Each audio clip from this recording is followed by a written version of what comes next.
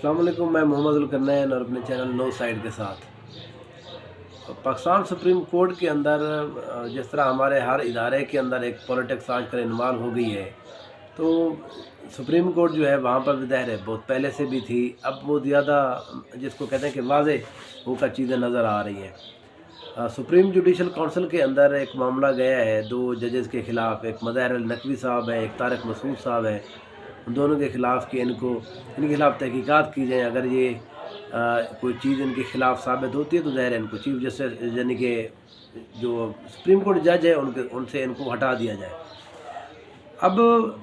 इसके पीछे जो है रियलिटी कितनी है ये तो ज़ाहिर है वो जब कागज़ात जमा कराएंगे या उसके ऊपर इंक्वायरी होगी या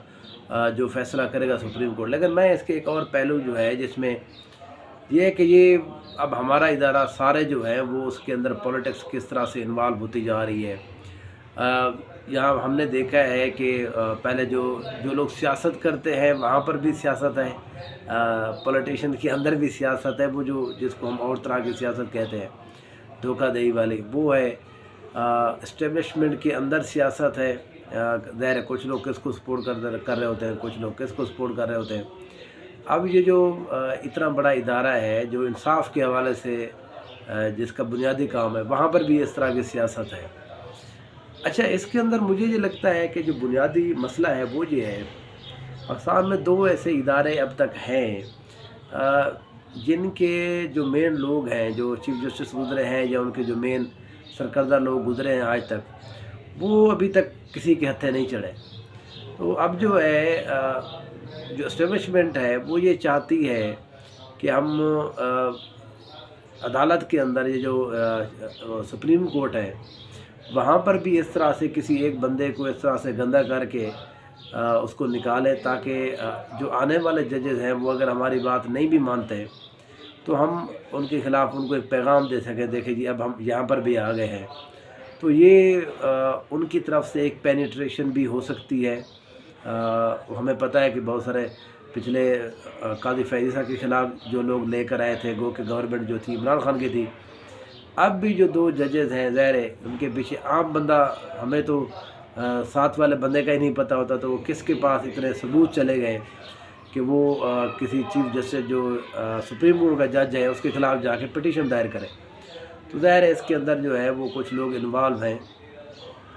वो लोग इन्वॉल्व हैं जो इन्वॉल्व होते हैं हर जगह पर। और दूसरी तरफ से जो सुप्रीम कोर्ट है उसके बाद भी एक जो इरादा मुझे लग रहा है, उनकी जो नीयत वो भी लग रही है, वो ये चाह रहे हैं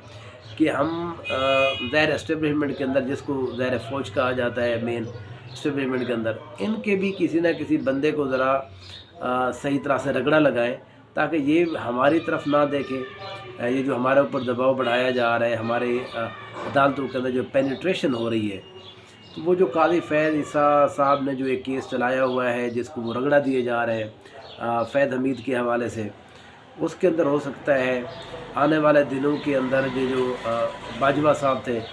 साबिक़ आर्मी चीफ, उनके हवाले से भी आप देखेंगे अदालतों के अंदर इस तरह से मामलात आएंगे। ये इन दोनों जो इदारे हैं इनकी आपस की जो लड़ाई है, जो इनके अंदर की जो पॉलिटिक्स है, वो एक्चुअली ये है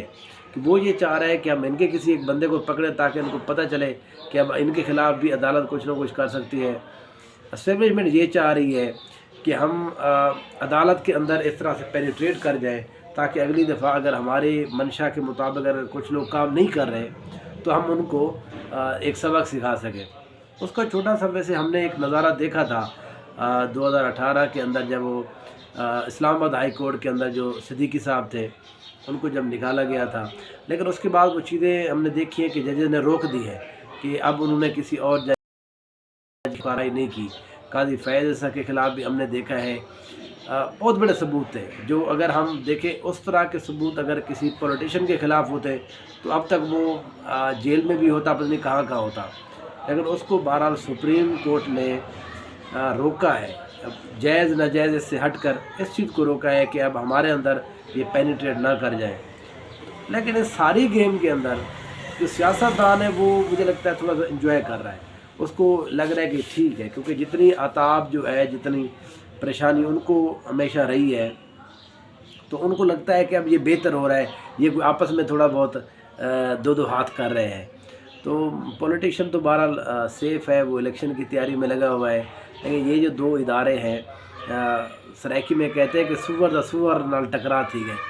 تو وہ جو ہے نا اب دیکھتے ہیں۔ بہرحال جو بڑے لوگ ہیں یہ ایز ایگزامپل یوز کی جاتی ہے، ڈزنٹ مین کہ میں اس طرح کے لفظ استعمال نہیں کرنا چاہ رہا، ظاہر ہے موزز دونوں ادارے ہیں ہمارے۔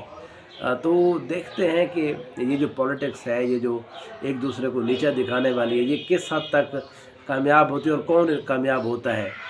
طارق مسعود کے خلاف جو جیسے طارق مسعود ہیں ان کے خلاف ایک فیمیل نے کہا ہے جی ان کی پراپرٹی بڑھ گئی ہے، یہ بتائیں جی ان کے پاس ذرائع کہاں سے آئے۔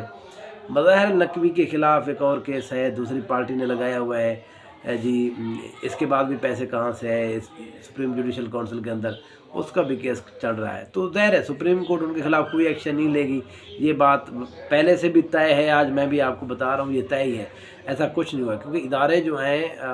یہ بنیادی اب ہمارے ہاں یہ رہ گیا کہ سروائیور، کہ اپنے ادارے کا سروائیو کرو، باقی بھاڑ میں جائیں جو جدھر جاتا ہے، ٹھیک ہے۔ چیف جسٹس صاحب جو ہیں یہ بہرحال انشور کرائیں گے کہ طارق مسعود کو بھی کچھ نہ ہو اور مظاہر نقوی صاحب کو بھی کچھ نہ ہو، کیونکہ اس کے بعد جو ہے نا وہ خود ظاہر ہے اس چیز سے بچ چکے ہیں۔